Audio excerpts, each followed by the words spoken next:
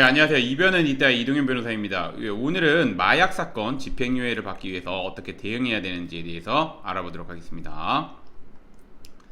오늘의 주제를 선택하게 된 이유는 이런 질문 정말 많이 합니다. 마약 사건에서 변호사님, 제가 이제 어떤 혐의로 이제 조사를 받게 되었는데, 아니면 어떤 혐의로 재판에 넘어가게 되는데 집행유예 받을 수 있을까요?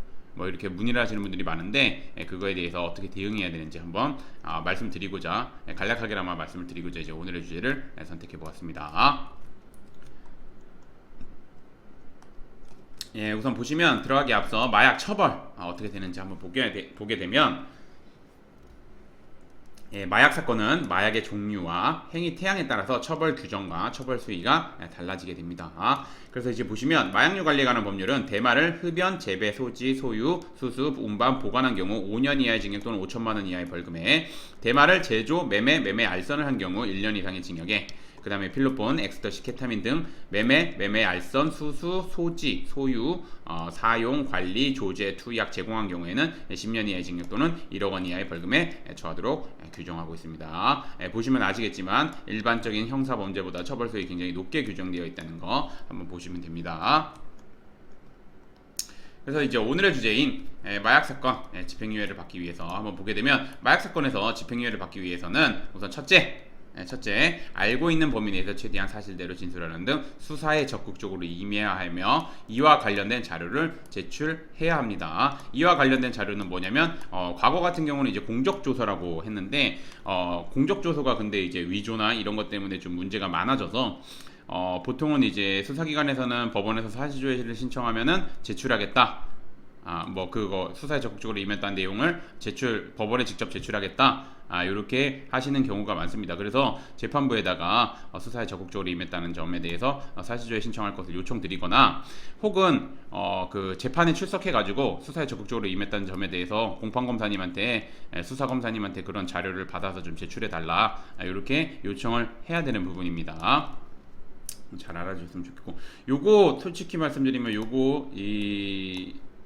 마약 사건 잘 안 해보신 변호사님들 같은 경우 이런 거 잘 모르십니다. 이런 거 잘 모르신다는 거 잘 알아주셨으면 좋겠습니다.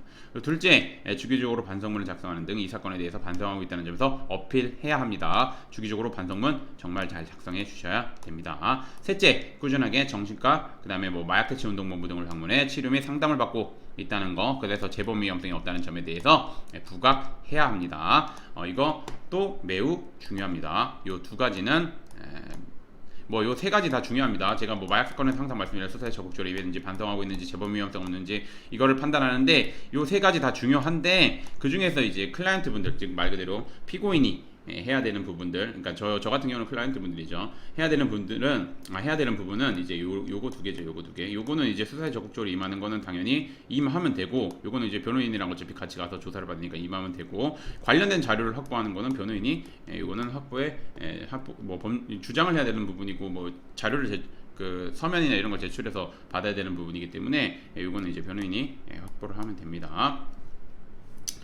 그리고 이제 보시면 계속해서 보겠습니다. 마약 사건은 반성하고 있는지, 수사에 적극적으로 임했는지, 재범 위험성이 없는지 등 중점이 되기 때문에, 이거는 마약 사건 혐의를 인정한 경우 말씀드리는 겁니다. 이게 중점입니다. 다시 한번 말씀드리면 이게 중점입니다. 그렇기 때문에 언급한 자료를 바탕으로 법률적인 관점에서 합리적으로 주장해야 집행유예 등 원하는 결과를 얻을 수 있습니다. 이거 잘 알아주셨으면 좋겠습니다. 그래서 뭐 요거는 제가 진행했던 사건이고, 대마 사건이고, 요거는 대마를 흡연하고, 그 다음에 이제 매매하고 소지했던 사건입니다. 그래서 구속 1심에서 구속 재판 받았는데, 이제 보면은 집행유예 받아가지고 풀려났습니다. 그리고 요거는 이제 향정, 그 다음에 이건 해피벌룬 말하는 겁니다. 화학물질 관리에 관한 법률, 이거 해피벌룬 말하는 거고, 이거 피고인이 여러 명 있었는데 제가 이제 저희 클라이언트 분 했던 거고, 그래서 이것도 집행유예 선고가 나왔던 사건입니다. 요거는 이제 뭐 필로폰이나 엑스터시, 케타민, 요거를 이제 매매, 그 다음에 소지, 투약 했던 사건입니다. 그리고 해피벌룬은 가지고 있었던 사건입니다. 뭐 그렇게 보시면 되고, 오늘의 주제를 좀 정리를 하자면, 마약 사건은 일반 형사범죄와 달리 처벌 수위가 매우 높게 규정되어 있어 자칫 잘못 대응하다가 엄중한 징역형이 선고될 수 있습니다. 그리고 이렇게 실제 많이 되고 있습니다. 특히 마약 사건은 초기에 어떻게 대응하느냐에 따라 처벌 수위가 달라지는 만큼 초기 대응이 매우 중요합니다. 이거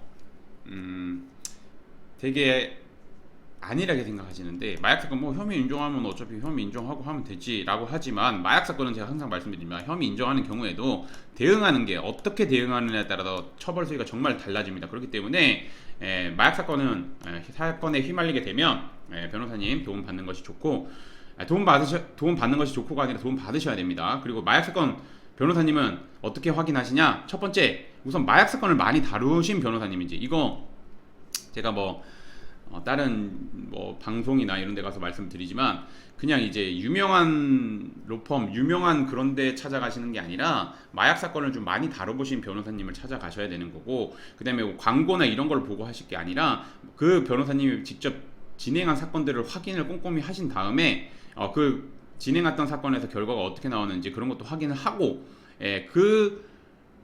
그렇게 이제 어느 정도 그런 조건을 갖추신 변호사님과 상담을 통해서, 상담을 꼭 하셔야 됩니다. 뭐 사무장님이랑 하시거나 직원분이랑 상담하시는 분들이 있는데, 그러시면 절대 안 되고, 그리고 사건을 수임하시는데 그러시면 안 되고 수임하시는 경우가 있는데, 그런 경우가 있는데, 그렇게 하시면 절대 안 되고, 이제 변호사님이랑 직접 상담을 통해서 그 변호사님이랑 솔직히 상담을 해보면, 마약 사건 같은 경우는 은어도 많고 마약 사건만의 독특한 것이 있기 때문에, 이거 대화를 하다 보면은 이제 이분이 전문가인지 안 전문가인지 확인할 수 있습니다. 그렇기 때문에 변호사님이랑 꼭 상담을 통해서 그렇게 진행하시는 것이 좋습니다.